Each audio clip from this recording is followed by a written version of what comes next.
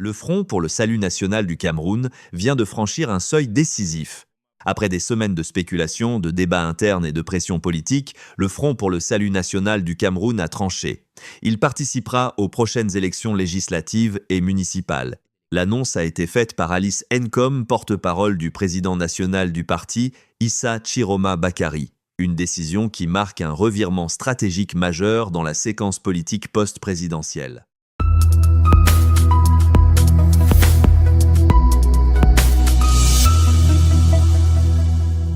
Ce choix ne doit pas être interprété comme un simple ajustement tactique ou une hésitation idéologique. Il s'inscrit dans une lecture plus froide, plus réaliste du rapport de force actuel. Initialement, le leader du FSNC avait clairement exprimé son intention de ne pas prendre part au processus électoral, estimant que les conditions politiques et institutionnelles ne garantissaient ni la transparence ni l'équité. Cette position faisait écho à la contestation du scrutin présidentiel et à la répression qui a suivi. Mais la politique est un terrain mouvant. Et rester figé dans une posture, aussi cohérente soit-elle sur le plan moral, peut devenir un handicap stratégique. Le FSNC semble aujourd'hui avoir tiré les leçons de cette réalité. Participer aux élections locales et législatives ne signifie pas renoncer aux critiques du système. Cela signifie choisir un autre champ de bataille. Selon Mialis Nkom, l'objectif est clair, peser sur les équilibres politiques locaux et contester l'influence du Rassemblement démocratique du peuple camerounais, notamment dans des zones urbaines stratégiques comme Douala. Ce point est fondamental. Le pouvoir central peut sembler verrouillé, mais le pouvoir local reste un espace de confrontation réelle, où se joue la gouvernance quotidienne, la proximité avec les citoyens et la capacité à structurer une alternative crédible. Les élections municipales et législatives offrent précisément cet espace.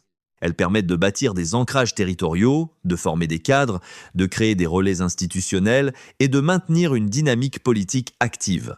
En choisissant d'y participer, le FSNC refuse l'effacement progressif auquel conduit souvent le boycott prolongé. Il choisit l'occupation du terrain.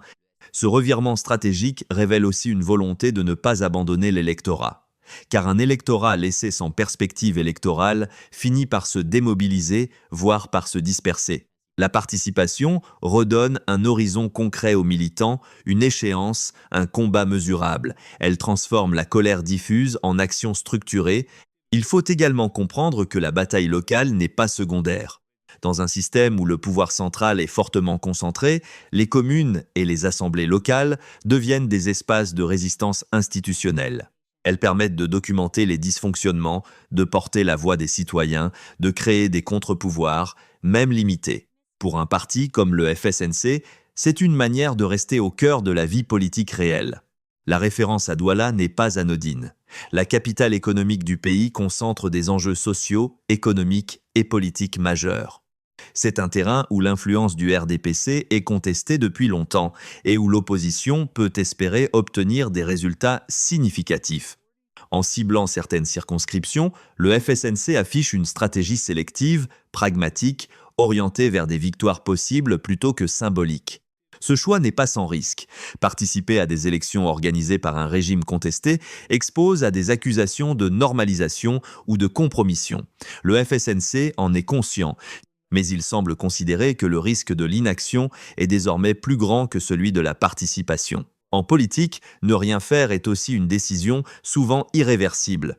Ce revirement s'inscrit également dans une recomposition plus large de l'opposition camerounaise. Les lignes bougent, les stratégies divergent. Certains privilégient la pression internationale, d'autres l'ancrage local, d'autres encore une combinaison des deux. Le FSNC semble opter pour une approche hybride, maintenir le discours critique sur le plan national et international, tout en investissant les espaces électoraux disponibles. Il est important de souligner que cette participation ne signifie pas l'abandon des revendications fondamentales. Le FSNC ne renonce ni à la dénonciation des irrégularités passées, ni à l'exigence de réformes profondes. Il choisit simplement de ne pas se retirer du jeu politique formel. C'est une différence de méthode, pas nécessairement de finalité. Du côté du pouvoir, cette décision est loin d'être anodine. Un boycott massif offre toujours un avantage stratégique aux partis dominants. Une participation structurée, ciblée, portée par une figure centrale de l'opposition, complique les calculs. Elle oblige à déployer des moyens, à gérer des campagnes, à répondre à des critiques locales concrètes. Elle expose aussi les pratiques électorales à une surveillance accrue. Pour les militants du FSNC, cette annonce marque le début d'une nouvelle phase. Le parti affirme désormais être mobilisé pour les prochains scrutins.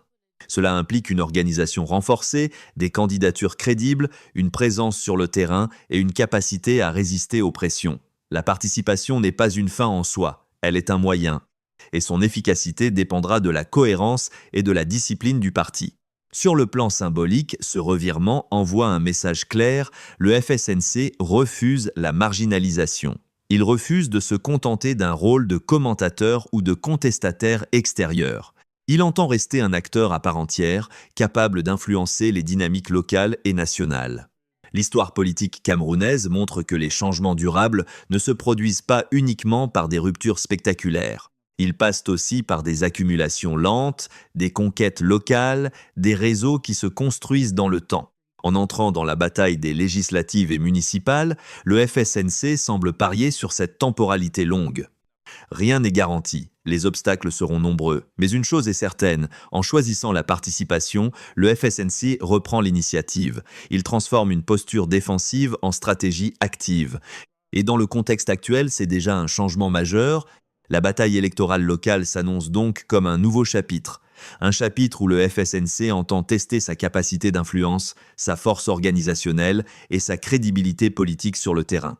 Le verdict des urnes dira jusqu'où ce pari pouvait aller, mais le signal est envoyé, le FSNC est de retour dans l'arène.